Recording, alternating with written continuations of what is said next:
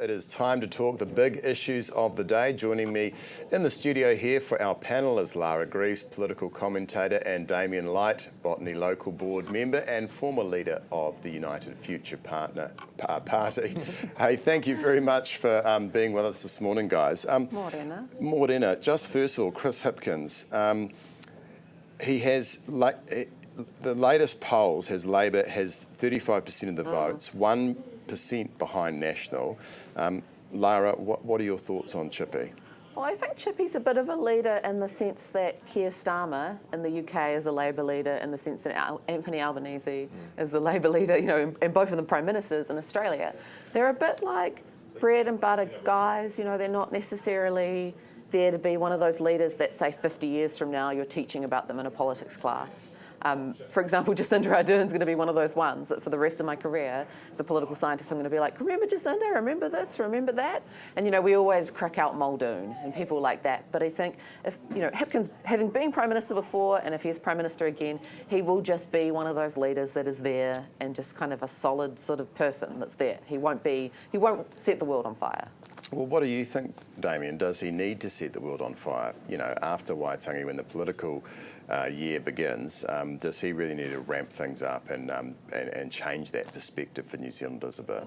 Yeah, I think he does. I think this morning he was good. He was talking about being aspirational and thinking big and not looking back but looking forward, which is all good stuff. But it kind of needs a bit more passion and a bit more fire. And I think if he wants to differentiate himself and actually stand out, he's really going to have to make a difference. Because I think one of his advantages and disadvantages has been the Prime Minister before. We've seen him in that seat, so we know what to expect. So if he's going to do more of the same, is that what people want? Because they didn't 3 years ago. So I think he's going to have to, if he wants to rebrand himself and change the Labour Party, he's actually going to have to get out there and really show us what that leader's going to look like if he does become the Prime Minister again. Yeah, so he was telling me this morning during that interview that essentially Labour was trying to do too many things last time it was in power.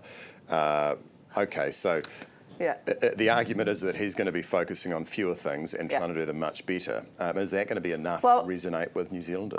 Just a promo for everyone for Christmas gifts. So political parties sell merchandise, and that can be a great Christmas gift. Like someone got me a Labour Party tea towel with the Prime Minister's last time round as a joke. But there's lots of different merch you can get out there, and it donates to a political party on behalf of that person, right? And so Labour's got a tin at the moment that's like, it was like jobs, homes, something else, I don't know, like health, I think. So they're trying to, you know, with the little ticks and the little thing next to it. So I think they are trying to nail a really key, core, clear, just a few bullet points type message. We've definitely also seen with Hipkins that he is trying to lean away from things like, you know, sometimes it's called woke nonsense or identity politics or whatever it is. Like, I would maybe call it respect for people's differences in human rights, but sure. Whatever we call that topic, he's leaning away from it. And so that is where people like the Greens can kind of pick up on that, and Te Pāti Māori can pick up on that on the left. So that's kind of what we're seeing as a leader, you know, focus on a few core issues and maybe the ones that we see on things like that Ipsos monitored poll as the top issues for New Zealanders, just really clear focus on them. And Damien, we know that from the latest poll, Luxon is still the preferred PM. What do you want to see from Nationals camp to really, crank things up a bit? I think Chris Luxon's problem. Chris v. Chris. I think Christopher Luxon's challenge is that he's been in a coalition for the last 3 years, and it does feel like the Winston Peters and the David Seymours have been running the show, and I don't know that Christopher Luxon's had time to really make his mark and actually stamp his. We don't really know who he is as a Prime Minister. We know who he is when he's got these two deputies, but we don't really understand. And I think that's one of his challenges, especially into next year when it's going to get, we're already starting to see it, the coalition's getting into campaign mode.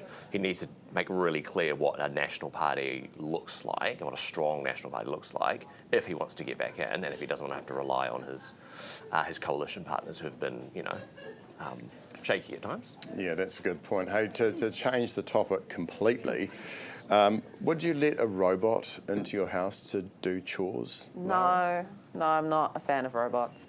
I'm not a fan of robots because I'm like, is it watching me? What's in it? Where are the data going? Is it like filming my underwear being folded? I do not want that.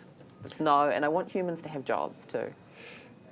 It sounds like it is the future, though, right? Yeah, I Yes, know. it's unveiled this. I mean, how do you feel, Damien, about the prospect of a robot cruising around your house? I like the idea of not having to do housework. That Yeah. I have to say does appeal. That appeals to my, I've better things I'd rather be doing. But I do tend to agree. I had to worry with the data. You've heard several stories about things like the Roombas and all those things that have been taking photos of houses, and then they get on the internet because these companies are notoriously bad at keeping data protected because it's not really their problem, I guess. And so not yet, certainly not yet. Maybe in the future. Once it's going to be safeguarded. I mean, yeah. maybe we can change our data These robots laws. have promised to do up to 4,000 tasks around the house, apparently. Are there 4,000 tasks around the house? Well, potentially. I would like the list to go through, and see what I do and do not do. It would be obscure things. Roadside drug testing. So we know that police are out there. They are promising to roll this out beyond Wellington, across the country by sort of mid next year. Lara, is this a no-brainer? I think what's shocked me about this is that 30% of the police have been saying that 30% of the deaths come in road crashes and that come from drug driving, which I think I've got a lot of concerns around people's rights and who is going to be randomly selected for these tests. That's another kind of whole thing around police bias in Māori and Pacific communities. But yeah, 30% of the deaths, that's really hard to argue against, right? Because my heart goes out to people who've lost a loved one in that way. So I think it's balancing a lot of things there, yeah. Yeah, it is a huge amount, and it's figures that I don't think have been publicised vastly in the past sort of decade, where we've been very focused on sort of alcohol and driving. Where do you sit on it, Damien? I mean, of course, there's concerns about false positives, and will people on medicinal cannabis be unfairly targeted and stopped? Yeah, I think you're right. The issue is a bit of concern. We need to do something about it. I think the problem we've got, the test that we've got, isn't testing impairment. It's just testing has someone used drugs recently, and there's an association, there's an assumption if you've used drugs recently, you are impaired. But it's not quite as simple as that, particularly with that long list of drugs that they're targeting. So I think it's a good concept. But I think we've rolled it out before the technology's there. And I think if we were able to prove that we were catching people who are physically impaired and actually putting other people in danger, absolutely, because driving unimpaired is unacceptable. People shouldn't be doing it. But I think the problem is that we're going to start fining people for potentially having medical, not even just medicinal cannabis, but there's concern about things like ADHD medications as well. So I think this one has gotten ahead of itself, and I just don't think the technology's there yet. And I'm a bit worried that it's going to get misused, and people are going to get caught for things that aren't actually the problem, which is impaired drivers, which is what we should be doing. It's quite different to alcohol.